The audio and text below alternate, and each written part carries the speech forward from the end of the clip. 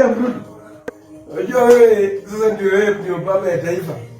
Lakini sasa ukileta hii mambo ya finance bill ya 35%, mnasema ya 35% mnaleta 3%. Mimi salary yangu yote nimechukua loans. Mtakata nini? Napataka zero. Mtaka ama mnataka kuchukua property yangu. By the way, nilikuwa napata 34,000, hata 34,000 yote imeenda. Nimeweka kwa projects. My payslip is nothing. I only survive on some small allowance that I get when I go to the meetings. Na mambo ya mileage kidogo, ukwenda kuangalia wananchi. Hakuna kitu hapo. Sasa mkileta hii mambo ya mnataka watu waende hapo. Mheshimiwa Ruto, have mercy over these Kenyans.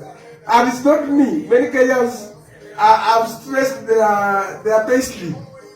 Charge wale watu wenye wananunua properties, mashamba. Hiyo ndio sasa the gains on capital. Let me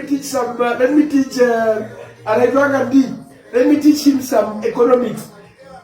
Bring those, they call them the capital gains.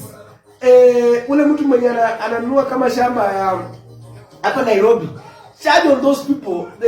It will, because if someone is buying a home of 30 million, you are charging like a stamp duty of maybe 20% or 10%. Hiyo inasaidia. Achana na hao watu wamechukua loans.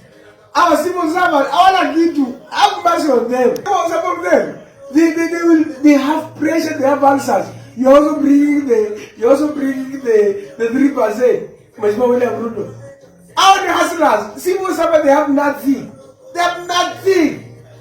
Bring on the capital gains. I'll come to the Mr. Juguna, treasury. I'll come and teach you some economics that I learned in Egerton some time back. So how you can, without stressing the other peaceful Kenyans.